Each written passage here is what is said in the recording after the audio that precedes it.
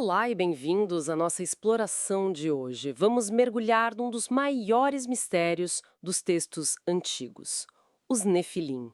Quem, ou talvez o que, eles eram.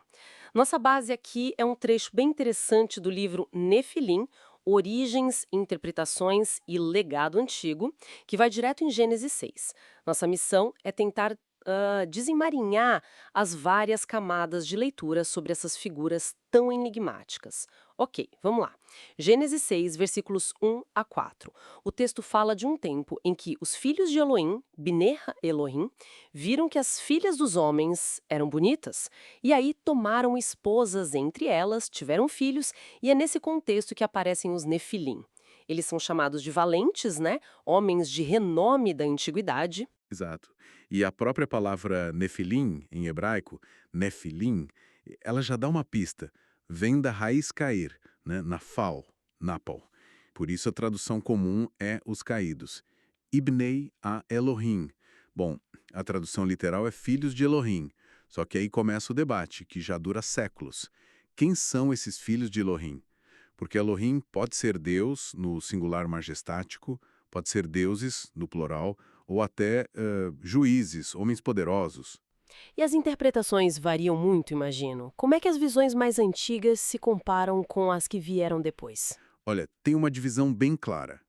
A leitura mais antiga, que era popular antes do judaísmo rabínico se firmar, e que a gente vê muito forte em textos como o livro de Enoque, essa visão entendia os Bnei Elohim como seres celestiais mesmo, anjos, ou, mais especificamente, um grupo chamado vigilantes, que teriam descido à terra. Ah, o livro de Enoque, mesmo não estando no cânone principal para muita gente, ele realmente ele pinta um quadro muito vivo disso, né? Sim, ele entra em detalhes impressionantes.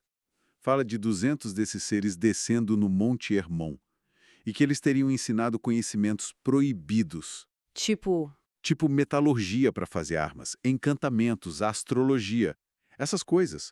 E o ponto crucial, a união deles com mulheres humanas teria gerado os Nefilim. E esses Nefilim são descritos como gigantes, gigantes vorazes, violentos. Enoque chega a mencionar uma altura, talvez simbólica, de 300 côvados. É um gigantismo extremo, nossa, que consumiam tudo, ameaçavam a própria humanidade no relato dele. que narrativa impactante. Mas aí surgiu uma visão diferente, certo?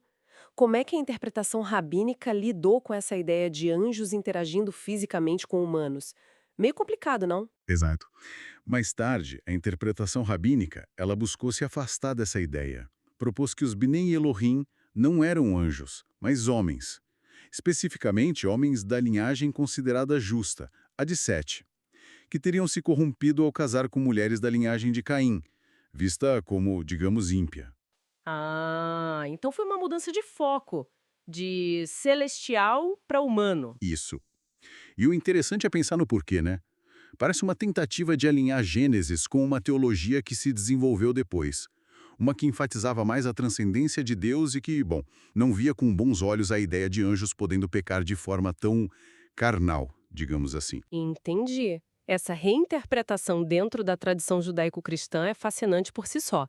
Mas o que me chama muito a atenção nas fontes que a gente leu é como essa estrutura básica, sabe? Seres superiores interagindo com humanos, gerando descendentes especiais. Isso parece ecoar em outras culturas antigas também, não é? Tipo nos sumérios. Precisamente. Os paralelos são difíceis de ignorar. Textos sumérios muito antigos falam dos Anunnaki, Anunnaki. frequentemente descritos como aqueles que do céu à terra vieram. Eram vistos como divindades que desceram, sim, e interagiram com humanos. E em algumas histórias eles teriam gerado linhagens de semideuses ou reis com uma longevidade fora do comum, como aqueles da lista real suméria. E até a geografia bate, você mencionou. E é sugestivo, né? O Monte Hermon, que Enoque cita como local da descida, fica numa região que não é tão distante de onde alguns textos sumérios indicam que os Anunnaki teriam estabelecido suas bases ou centros. E esse padrão narrativo, seres celestes descendo, interagindo, gerando gigantes ou heróis, a gente encontra ecos disso nos titãs gregos, nos gigantes Jotun da mitologia nórdica e até nos Kinametsin, lá das tradições mesoamericanas. É um tema recorrente. E as fontes mencionam até alegações de provas, digamos, mais físicas, coisas como construções inexplicáveis ou até ossadas de gigantes. Sim, o material que a gente consultou toca nesse ponto. Cita construções megalíticas, tipo Baalbek no Líbano ou Sacsayhuamán do Peru.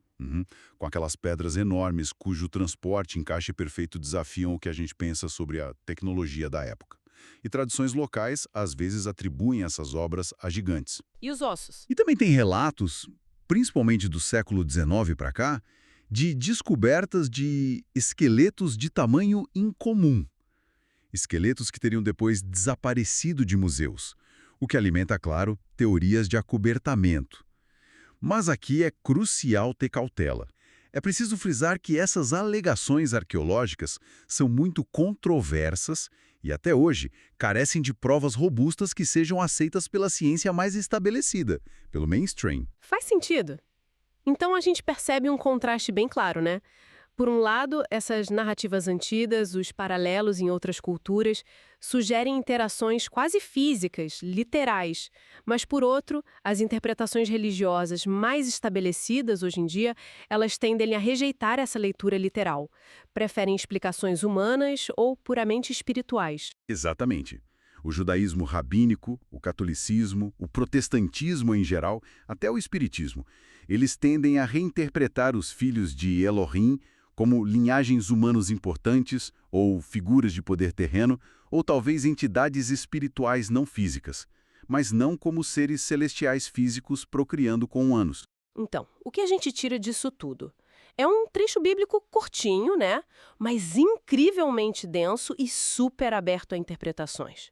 A gente vê leituras que vão desde anjos caídos literais até conflitos entre linhagens humanas. Encontramos ecos surpreendentes dessa estrutura em mitos pelo mundo todo e ainda tem essa camada de alegações sobre vestígios físicos, por mais polêmicas que sejam. Fica claro que essa passagem de Gênesis funciona quase como um teste de rocha cultural, sabe? Um teste de rocha, boa analogia. Refletindo talvez ansiedades antigas sobre poder, sobre os limites entre o divino e o humano, e quem sabe, né, ecos distorcidos de encontros ou ideias do passado profundo. E isso, eu acho, nos deixa com uma pergunta interessante para refletir. Considerando essa persistência tão forte dessas histórias, sobre caídos, sobre visitantes celestiais, sobre interações divino-humanas, em tantas culturas antigas e tão distantes umas das outras, que necessidade humana fundamental será que esses mitos expressam? Ou que arquétipo psicológico? Ou quem sabe, até que tipo de memória coletiva, ainda que muito distorcida pelo tempo, eles poderiam estar carregando sobre as nossas origens, nosso potencial ou nosso lugar no cosmos? Uma ótima pergunta para a gente continuar pensando. Fica aí a reflexão.